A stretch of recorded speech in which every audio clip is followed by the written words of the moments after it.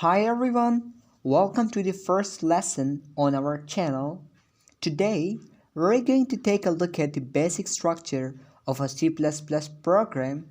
So if you want to make that and if you want to know how to write a hello world script using C++ programming language and you're a beginner here, so let's get started. Let's don't waste our time. And I'm here on my IDE and showing you the basic structure of a C++ program. So before that, I want to tell you about something. There are some libraries in the backend of C++ programming language or any other language, okay? And they contains different functions, and if you want to use their functions in your entire script, in your entire code, what you should do, you must include and you must import those libraries into your existing program, into your existing code. Then you can use their functions, okay? Then you will get the permission, you will get the allowance to use their functions. So let's get started. How we are going to import those libraries? First, you should type h symbol and then include. Get it? Now this is a called preprocessor, which is used to import the libraries so that we can use their functions.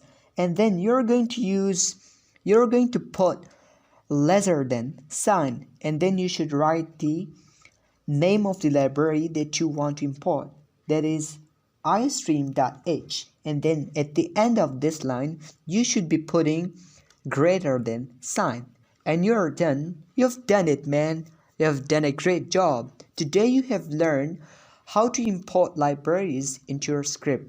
So this is called #include, a preprocessor, and this entire line is called, we call it header file. Okay, so that was all how to import a library. Let's go to the next step, where I should be writing here using name, okay, namespace std. That's it. So what does it mean actually using name std? Why should I write here? It is because, now let me give you an example. For example, there's a class and it has two students with same names. So how are we going to differentiate between them? Obviously, we're going to provide some additional informations. Then we can differentiate between them. The same works here. That concept can be applied here in C++ programming language regarding using namespace std, and then this is called a terminator sign. Okay, we'll talk about it later on. So there are many libraries. They're having the same functions, their names are same, but they have different functionalities. So this actually differentiates those functions. So if I want to use functions from iostream.h library, it won't affect any other libraries. It won't affect any other functions from other libraries. This is how it differentiates them. This line tells the compiler that from where this function came, from which library I've been using that function. And let's talk about that function. It is cout. cout, C output. This is a function from the library iostream.h, okay? And then you're going to use an operator which is called, this is called actually insertion operator, and that means when you want to display something on your screen, you must be using that because it gives you an output. So we are going to use operator sign, insertion operator sign, okay? And then what are you going to do here is to type your code, type your message, whatever you want to write here, and exactly the same will be displayed on your computer once you run this program. For example, I write here hello world, okay, because this is hello world program. Okay, I'm done. I'm almost done. Yeah, I'm done here. And remember, you must enclose them in double quotes. So whatever I write here, if there are some integers, if there are digits, or there are some characters, it must be shown on your display once you run the script. And in the end, remember, you're going to use terminator operator. This is a terminator sign. We use this in the end of a function or in the end of an expression, but if you go for keywords, if you want to use a keyword in your script, then you should not use this symbol, okay? But actually, you can say that everywhere you're going to take care of using this terminator, which tells compiler that this function, this expression has ended here. We're done, okay? And now, if I run this script, it will be shown on my computer exactly the same. Hello world, okay? And cout function, remember that we use that to display anything that we want on our screen as an output, okay? So that's it. Now here's something that you should be taking care of. I want to use something else, okay? Wait, I'm sorry. We're going to do something else which is really important. That is int main, okay? This is your main function, okay? Then you're going to put this one, the cout script, okay? Here, I'm done. It is easy. Now this is the main body of the script, okay?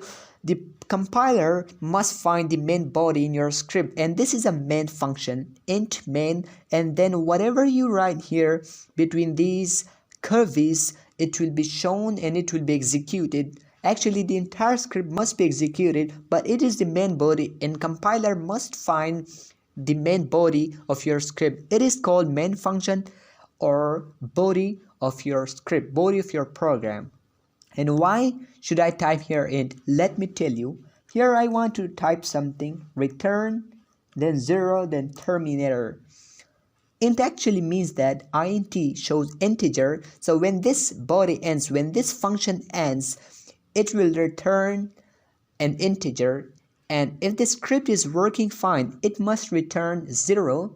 It must return an integer, which is 0, when the script successfully ends. Okay? And if you want to write that here, then you can do it. How do we do that? Just write here return and then 0, then use terminator sign. It shows that your script successfully ends or terminates. And remember to use this function inside the main body as well, okay? And there's another function that you must know, which is get ch, okay? Then brackets, and then I'll use terminator, in which library it exists, that is include, okay? Include, and then the name of that is, alright, here I made a mistake, include, then name of that library is conio.h. I'm done with that. So what is the use of getch function? Remember, whenever you run the script terminates whenever when all these functions, all this entire block is executed. The script must end automatically. But you know, if you use getch, then it will not be ended, and it will not be terminated until you press any key. That is the use of getch function. Okay, do you get it? And now let's talk about something else, comments. Do you know that there are some lines in our script which are called comments? Comments are actually lines, a single line or more than a single line, which gives a hint to a reader of your code. For example, I've written code about something and somebody else is reviewing my code.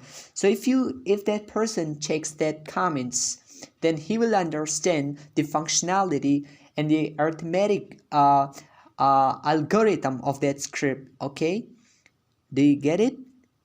And it never influences your script. it's actually something else. Okay, let me show you how to write a comment. For example, if you want to write a comment just in a single line, then you should use double slash and then write your comment. For example, I write here, this code is used to display the given output. Okay, given output. I'm done with that. So if anybody opens my script and he just glances at this statement, he will understand that this code, the purpose of this code is just to display something that we have given to the script. So this is called a comment.